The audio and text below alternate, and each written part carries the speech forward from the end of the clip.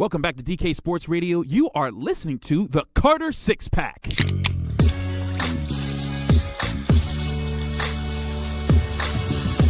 And DK Sports listeners, this is Chris Carter, NFL analyst here at DKPittsburghSports.com, and we are going into the Carter Six Pack, the show which we take a topic, take the top six from that topic, rank them, or we just list them in any kind of order. But today we are ranking them because we're talking all-time Pittsburgh sports rivalries. Now, to be fair, we are going to list two of each of the major Pittsburgh sports. I mean, two from the Pirates, two from the Steelers, two from the Penguins. Who's going to make the list? Let's find out right now. Number six. Coming in hot at number 6 is the Pittsburgh Pirates versus the St. Louis Cardinals. Yes, we're starting off baseball here, and we're going with the Cardinals at number 6 simply because this is an extensive rivalry in the NL Central. It's been a long time that these two have battled against each other. The Cardinals, many people call them the National League version of the Yankees. They're reputable. They have the Cardinal way. In many ways, they're kind of like the Steelers of the National League. They win tons of titles. They're always consistent. They're always in the hunt, and they run their organization extremely well. And the thing is, the Pirates have been bumping heads with these guys for a long time, even back in the 70s and the 60s when they had to go up against their ace, Bob Gibson. But people might remember recently was when the Pirates used to lock heads with the Cardinals in divisional races, and then eventually in the playoffs in 2013 when the Pirates went into the divisional round. They were pretty high off the team's first playoff win since PNC Park was built, and they took it to them a little bit.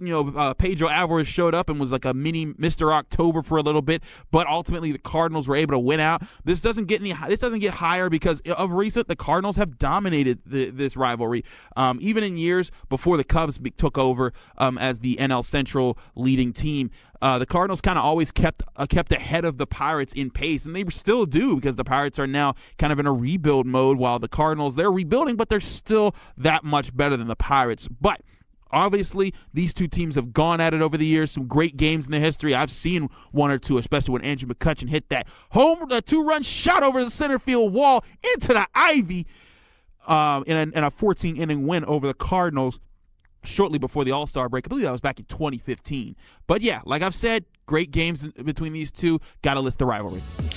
Number 5. Number 5 sort of flips the scales as far as what team dominated. We're going to the Pittsburgh Penguins versus the Washington Capitals. Yes, we're bringing them on here. I know this doesn't span back nearly as long as the Cardinals because, hockey's different in the Capitals. But if you look back over the past years, since the 90s, the Capitals and the Penguins have faced off 10 times in the playoffs. And here's the kicker, though. They hate each other. This is a hot rivalry. This is on the list because of the grueling games and, Ovechkin versus Crosby. You've had a lot of really tough games and really in years where the Capitals were supposed to take the Penguins out, but they just never did.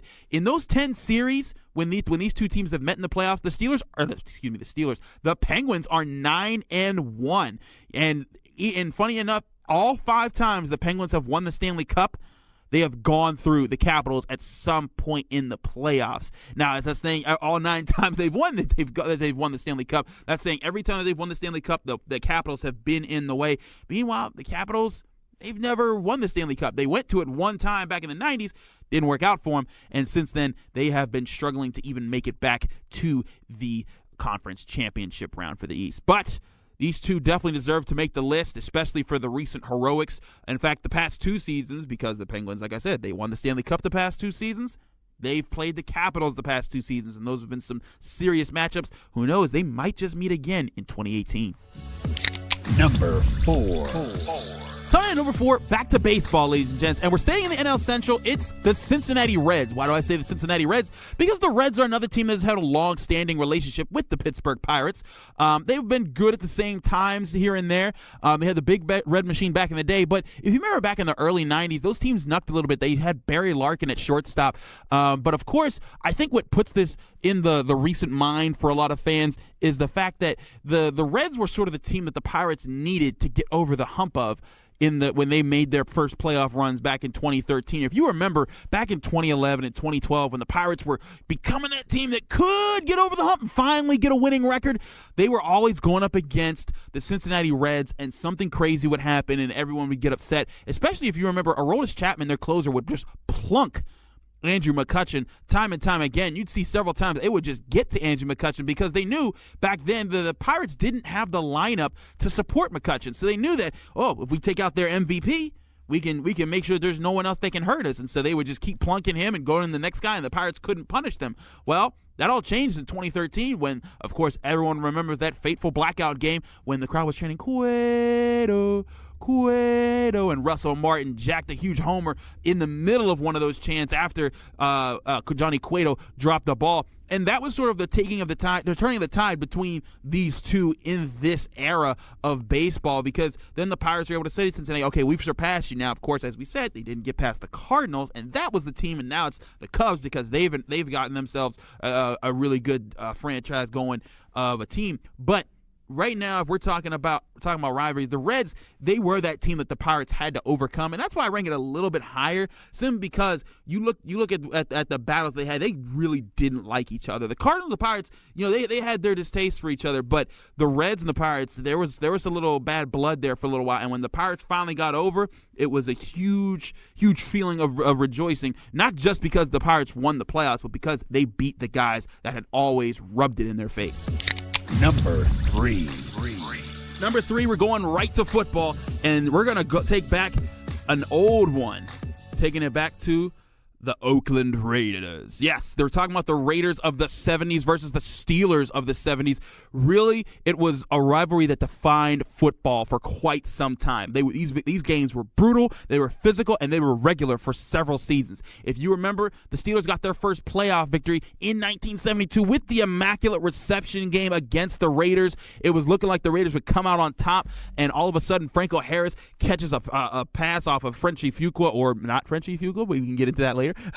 but he catches the ball, runs for it into the end zone, and becomes one of those legendary, if not the most legendary, touchdown of all time in the NFL playoffs. But the year after that, the Steelers would get trounced by the Raiders in 1973, and that's when the Steelers went out and got some guys in the draft like Lynn Swann, John Stallworth, Mike Webster, Jack Lambert. And then in 1974, they met in the AFC Championship game, and the Steelers came out on top. What was really important about that game is that the Raiders had one of the all-time great offensive lines versus the Steelers' all-time great defensive line, and the Steelers' steel curtain just completely dismantled them. It was ugly. The Raiders couldn't move the ball. And then in 1975 they met again, and that was the ice game. People, where Al Davis he accused the Steelers of cheating because the tarp split open and the field at Three River Stadium froze overnight because it was extremely cold, and that limited the teams as far as how much they could attack deep down the field. And Al Davis said that was foul play there, but I think there were like 11 turnovers combined between the teams, but the Steelers came out on top. And then, of course, in 1976, the Raiders finally get their Super Bowl in Super Bowl 11, but they did so by walking over the Steelers. And that was arguably what a lot of people said that was the best year for the Steelers defense as far as a group. Now, of course, they did lose Franco Harris and Rocky Bleier in that playoff game, and there was a lot of talk about that. But that sort of put the rivalry also, as they say, there was some back and forth there. But ultimately, you have to look at the Steelers-Raiders for what it did for the NFL.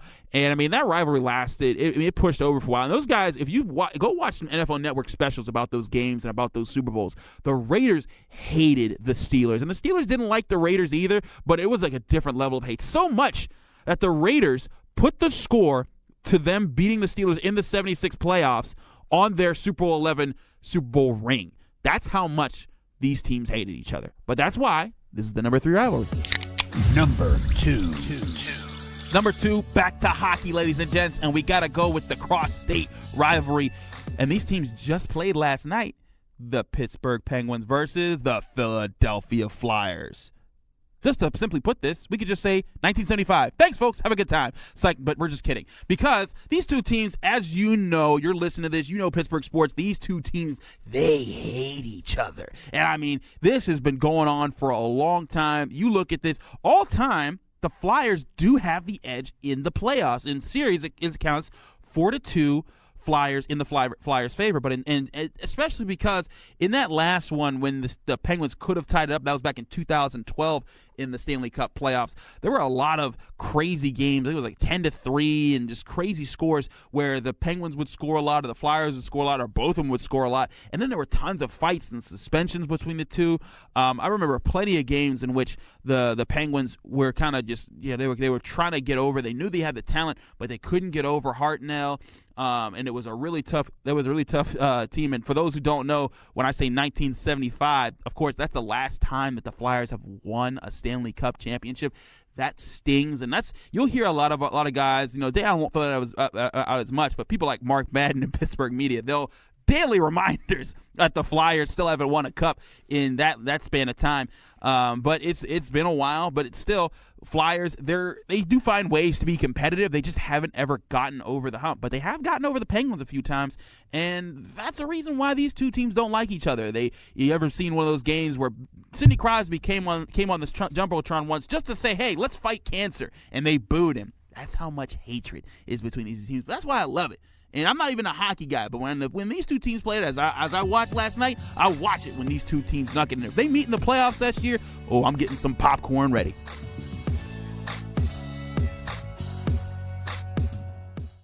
It's time to cash in on non-stop sports action with MyBookie.ag. They have in-game live betting on nearly every sporting event, plus MyBookie.ag will match your deposit with a bonus up to 100%. With decades of expertise and no-hassle payouts, you'll experience the greatest customer service in the business, guaranteed. Use promo code DKRadio to activate your bonus of up to 100%. Call 844-900-BETS or visit MyBookie.ag to open an account. Sign up today.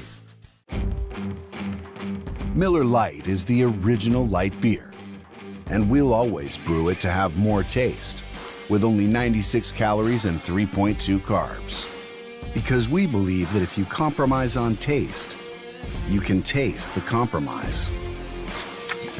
Miller Lite. Hold true. Great beer, great responsibility. 2018 Miller Brewing Company, Milwaukee, Wisconsin. Average analysis, 12 fluid ounces. Less than 1 gram protein, 0 grams fat. What I want from my public accounting firm is big ideas. But I don't want to lose the personal attention. My company needs global capabilities. From a firm with local ownership. And I want to work with industry experts. Who take the time to understand my unique challenges. And that's what sets Schneider Downs apart. Expertise for the most complex business issues. With the service you need every day. To learn how our big thinking with a personal focus can help your company, visit schneiderdowns.com. If you're one of the thousands of Western Pennsylvanians who love to get outdoors, then you need to check out this amazing new website, stepoutside.org. Hi, I'm Dan Kovacevic of DK Sports Radio. I'm born and raised in Pittsburgh. I know about the outdoor life that's available to all of us in Western Pennsylvania. Learn where, when, and how you can go camping, hiking, hunting, take part in power sports, shooting sports, water sports in your local community, across our region, across the country at stepoutside.org. In Pittsburgh, we bleed black and gold and love our city. Born in Pittsburgh and now celebrating 130 years in business, Henny Jewelers is proud to be your premier jewelry store. Whether it's choosing that watch you've always wanted or you're searching for the ring that was made for her, trust Henny Jewelers. Visit our store on Walnut Street in Shadyside to see our extensive inventory of designer engagement rings, watches, and one-of-a-kind jewelry. For more, go to hennyjewelers.com and follow on social. Embarrassed by that stained carpet in your office? Tired of looking at your dull, dirty floor? My Floor Needs is here to fix that. With years of experience and 24/7 service, My Floor Needs offers stripping and waxing, carpet, tile, grout, and concrete cleaning, as well as polishing and buffing services. Call 888-67-MY-FLOOR or email info@myfloorneeds.com for a free estimate and get your floors looking like new again. Whatever your floor needs, call 888-67-MY-FLOOR. Does your company ever miss its sales goals or struggle getting new business? Is it tough to hire or to give reps the right tools? Hi, I'm Dan, and I started Engaged Prospect right here in Pittsburgh to help companies like yours. And I'm Sam. We're helping companies hit sales goals and grow their businesses. Think of us as your inside sales team. Our clients are experts in their fields. We're experts in inside sales. Give us a call today at 412-715-5151. Or visit us online at engagedprospect.com/DK. It's been 50 years since the Summer of Love, but if you're not performing as well as you'd like, check out NEDforless.com. I'm Eric Cushy of Curtis Pharmacy. Don't pay premium prices for the little blue pill. So Denafil, the same active ingredient as in Viagra, costs 80% less. NEDforless.com. All we need is your physician's name. We do the rest. Free shipping, too. NDDforless.com. Curtis Pharmacy, Western PA's Better Way Pharmacy. CurtisPharmacy.com.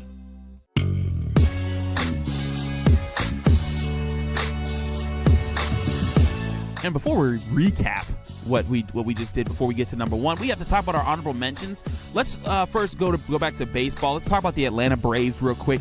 Everyone remembers that was the last time of the 90s that the Pirates really had a chance to do anything in the Sid Bream getting on home plate. A lot of people, having that call contested, but it was really funny how back in, I think it was 2012 when the Pirates were playing the Braves in a middle of the season game. It was 2011, excuse me. I'm mixing up my years of Pirates falling short of reaching 500. But in 2011, if you remember, there was like an 18-inning game where the Pirates it was 19-inning games. The Pirates were going back and forth with the Braves, and the Pirates were really on a tear at that point. They were really close, and it looked like this was the year for the Pirates to finally get over 500, get a winning record. Even if they didn't make the playoffs, just get a winning record. And they lost this game on a very controversial call at the plate.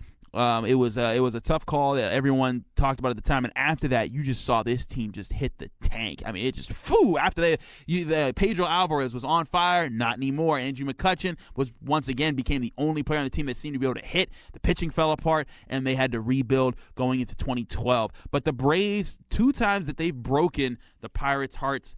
On key moments of controversial calls, gotta name that, but also flip to the other side with controversial calls and maybe just conspiracies. The Steelers versus the Patriots. There's been tons of stuff. Spygate was a huge part. People don't know that Arlen Specter, the United States Senator from Pennsylvania, when he launched an investigation, he did so not just because the Patriots, they beat the Eagles and the Steelers in 2004, the 2004-2005 season on their way to winning their third Super Bowl championship.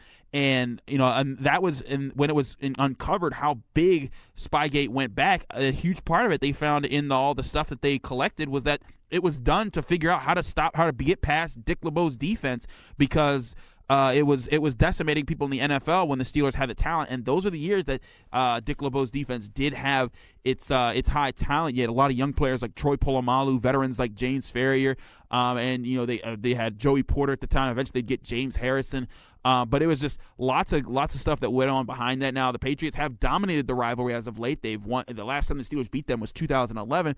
But considering that the Patriots all this time have been catching up in Super Bowl titles and failed to do that when they play the Eagles this time around, we didn't put this on the list because we think that they need to play each other a little bit more. But with that said, let's get back into the recap. At number 6, we had the Pirates versus the Cardinals in baseball with Bob Gibson to Yadier Molina. Then we had at number 5, we had the Capitals because the Penguins have been going at them in the playoffs. The Penguins have won 9 of the 10 playoff series. At number 4, we had the Cincinnati Reds with Aroldis Chapman plunking Andrew McCutchen, Barry Larkin of the early 90s being in, of course, Cueto. Then we had number 3, the Oakland Raiders. And if you remember those great 70s games, that's why they got on the list. And of course, number 2, the Philadelphia Flyers and the Penguins. They just knocked last night, put them on the list. But they didn't get above this rivalry. Number 1. And of course, number 1, it's coming.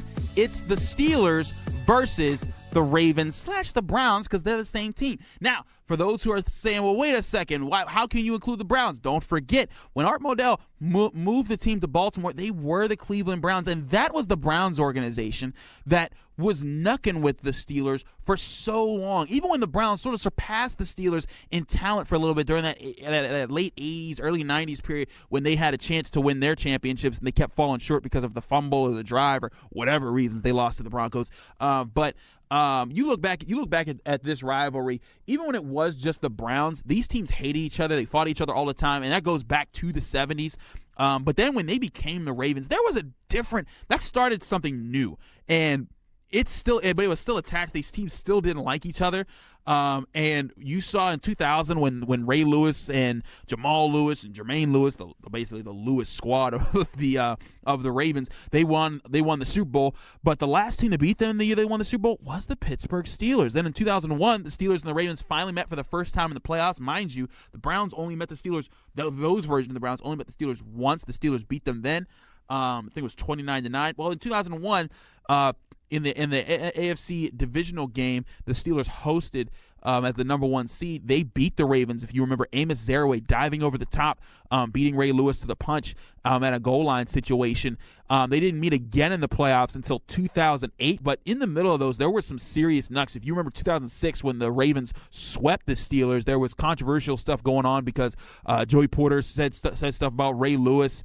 I suppose he got on the bus looking for Ray Lewis because he said something about Jerome Bettis because Jerome Bettis compared Ray Lewis to Takeo Spikes and he didn't like that. I mean, there's just so much drama that's happened between these two teams. And of course, like I said, in 2006, Jamal Lewis kind of like threw like a semi-punch at Joey Porter. It wasn't really a punch. It was just a mean stiff arm that kind of came off the wrong way to the Steelers. They took option with it. It really wasn't that dirty of a play. But because these teams are so physical, everything looks like that. Then in 2007, you had the game when the Steelers, they took the field and absolutely massacred the Ravens. I think it was 35-7. And that was the game that Hines Ward absolutely destroyed superstar safety Ed Reed over the middle of the field and even pointed down to the trainers like, you better come get this guy because of the way he hit him.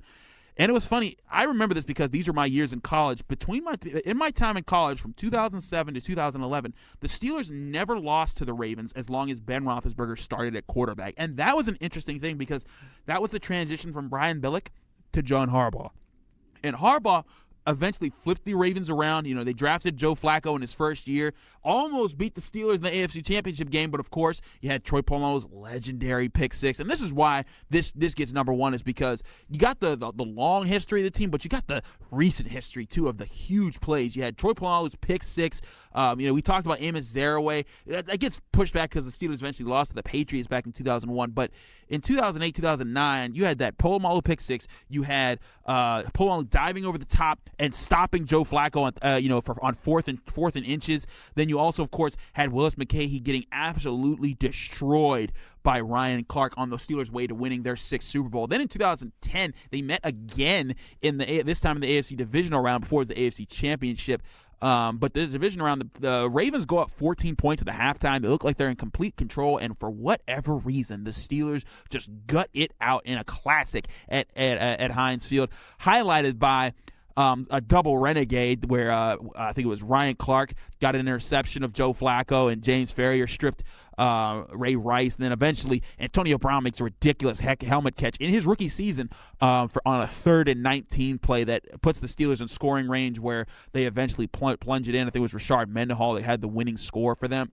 But then, of course, these two teams met again in 2014. Funny enough, they've never met in Baltimore in the playoffs, but they met again, and this time the Ravens finally got them. And everyone remembers Le'Veon Bell going out the week before due to injury, and the Steelers went and grabbed Ben Tate, but it just wasn't enough. Even with Antonio Brown and the appearance of Martavis Bryant as a decent rookie, they just weren't able to overcome their problems, and the Ravens defense was just too staunch that year, and they went on to beat the Steelers. But that's why this team's such a rivalry. Even now, these teams don't like each other. And the Steelers finally swept the Ravens in 2017. We'll see how they come back at that, because these two teams, they find ways to compete with one another. And Mike Tomlin has said in the past, they try to play like us, we try to play like them. That's part of why this is the number one rivalry. But you can disagree with me if you like. Hit me up at Carter Critiques on Twitter if you disagree with me about the order, if you think I left out an important rivalry in Pittsburgh history. Now, of course, I'm tying it a little bit more to the present because I am a youngin', but we're being honest here. You can't argue that these are some of the best rivalries in Pittsburgh sports history. And if you can, hit me up on Twitter. We also keep listening for DK Sports Radio. We got a lot of great stuff coming up. Of course, we got more draft combine to talk about. The combine's finished, but we're getting you ready for the NFL draft. We also are getting you ready. Lance Lazowski is down in Pirate City a lot. He's getting you ready for the baseball season. And, of course, Chris Bradford and Dayon are going to be all over the Penguins as they make their playoff push. But, again, that's all here on DK Pittsburgh Sports.com.